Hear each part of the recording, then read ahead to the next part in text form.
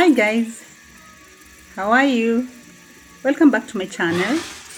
For those who are new here, thank you for joining us and feel free to subscribe.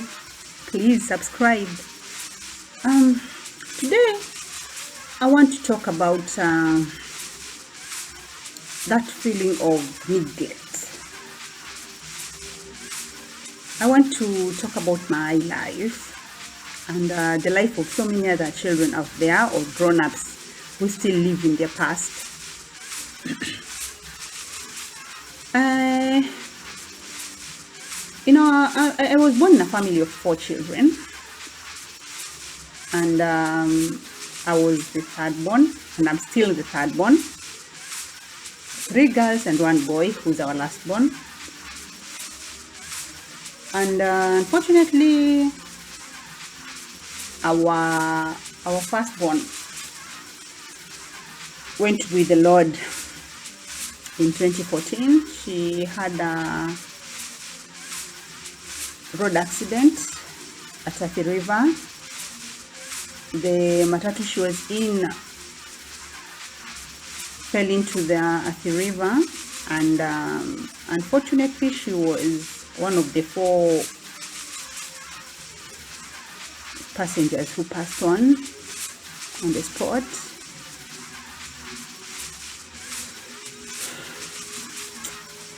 May she keep on resting in peace. Judy, rest in peace. I miss you. I miss you so much. I miss you, honestly. If there's a soul I would beg God to bring back to life, is my sister. She was my best friend. She was my lookalike. She was my defender. She was our firstborn, and me being the thirdborn, she was always protecting me from our secondborn. Gaki, our sister, is a very naughty girl, but I love her to death. Now, we were raised by our parents, both my mom and my dad. We were born in Mombasa, Changamwe area, raised there, schooled in the local schools, and life was good, just a normal Kenyan family life. But at one point of my life, I felt like I was the unwanted child. You see, in the African culture, when family or parents keep getting girls, they will always keep getting babies until they are blessed with a boy. Our first one was a girl, Judy. Then there was Christine, Gaki, our second born. And I think they were hoping now that the second child is a girl also. They're hoping the third child would be a boy. But then I popped out another girl. So I think the excitement had died down. I was another girl child. I don't know if it was just me or it was true. In our culture, when you give birth to a girl, or rather your first child, whichever sex it is, it's usually named after your husband or the man's parents. So my sister, our firstborn, was named after my dad's mom. So automatically she becomes the darling of my dad, because she was the firstborn and she was named after his mom. So what do you expect? Love at first sight. and the excitement of being new parents and all that. So I'm sure she got love from both my mom and my dad. Then came our second born, who was a girl too. And since she was a girl now, she would be named after my mom's mom. Had it been a boy, he would automatically be named after my dad's dad.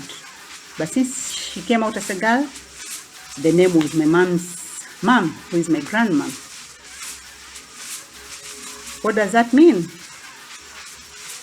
She became the darling of my mom's eyes, the apple of my mom's eyes. She felt her mom had finally come back to life, because she lost her mom when she was 5 years old. She was so young. So I believe she was praying to get another girl to name after her mom. And there, our sister Christine Gaki was born, and she was the love of my mom. Okay, I wasn't there, but I'm just presuming or assuming that is how things were. So they tried again for the third time, and this beautiful girl popped out. But I think those days there were no scans to see in advance which sex you're carrying, which baby you're getting. So they were maybe hoping I would be a boy. But yeah, I came and I was a girl. So I was named after my dad's sister. She is their only sister. But I wasn't a boy. I believe he was hoping for a boy, or my mom was hoping for a boy.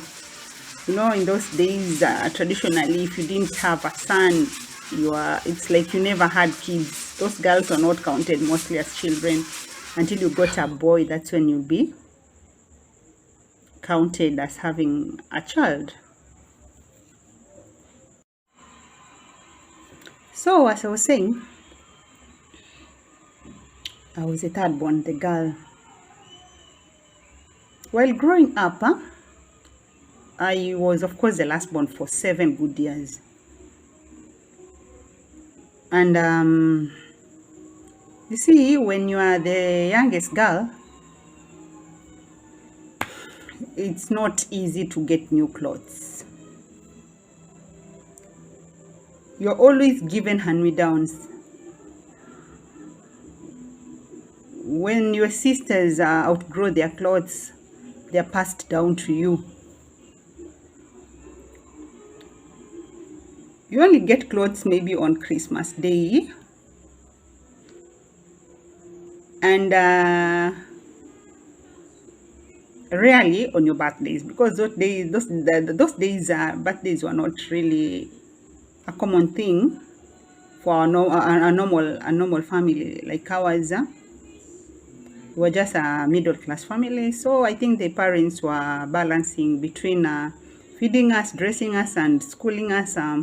So birthdays were not a priority. But then I felt like because I was always getting used clothes, I didn't feel like I was loved enough. And again, my mom used to call my sister mama, my mom, mommy. My dad used to call my mom, my eldest sister, my mom. You see, when introductions are done to new people, and they'll be like, this is my mom. When it is my dad introducing us, this is Judy, my mom. Then my mom would introduce my sister. This is Gaki, my mom. You see, so I'll be Faith. This is Faith, our third born. And that used to really deflate me, because I felt like I was Asa by the way. And then my brother was born many years later. We have a difference of 7 years between me and him. So when he came and he was a boy, you can imagine the joy in the family. Finally, my dad had gotten a son, a child to be named after his dad. What a joy. He was a proud man, a proud African man. Now all the attention was given to my brother. At least I was riding on the last born bit, so at least I could get my way through that, crying, all that. But then my brother came and stole the show. So everything was like, it's the baby this, the baby that, my son, my baby. My mom was also very happy and proud finally to have sired a boy child for my father and for the family. So you see, I was still the third wheel. Nowhere. I was just somewhere in between. All the other kids had my grandma's and my grandpa's name. I was just there, the Lone Ranger. So I think I learned to fight my battles from a very young age. I learned to fight for myself. I was so defensive. I knew to survive in that house, I had to fight my way through. When the other siblings were bought clothes, I told my mom I need to have new clothes also. I was tired of getting second-hand clothes. Growing up, I worked hard in school, at least to have something to my name. I tried my best and thankfully I got some good grades. I think I thank God I made something out of myself, but it really affected me because to date, even in my marriage life, there comes a time when my husband feels like I am pouring my frustrations on him. I have outgrown it maybe, but there's that thing that hasn't left my heart. That void, that emptiness of feeling like I wasn't loved enough. I wasn't given enough attention. Those are the things that have made me at times make wrong decisions in life. I've been trying to solicit for affection from different sources.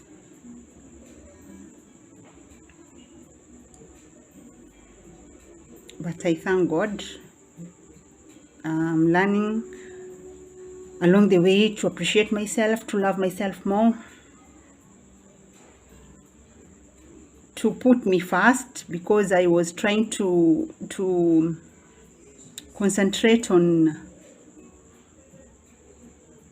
giving attention to other people, to other things, to fit in. But I've learned. I thank God. I'm healing. I am finding peace within myself. I'm loving myself. I have a family that loves me. Eventually, after getting my own child, I realized probably my mom or my dad loved me too. It was my own little mind that was doing tricks on me. But I would ask parents, especially African parents, the ones that keep naming kids after who, this is named after who, to think of that child that is not named after their own parents. You might not be knowing, but the damage it causes a child knowing the others are more, or rather thinking or assuming the other children named after your grandparents are more loved than yourself. How damaging that could be to a child. So I would ask the African parent to love your children equally. Please try to avoid giving special preference to one child and disregarding the rest, because they are going to be affected in the long run. Their esteem is going to be affected, and in the long run you'll be wondering why some of your kids don't call you or bother with you, but it is a wound that has been in their hearts for a long time. Spread your love equally across your children, and in the long run you'll have a happy, healthy family to their old age. Thank you for listening to me, people. I love you. It's a wrap. Bye.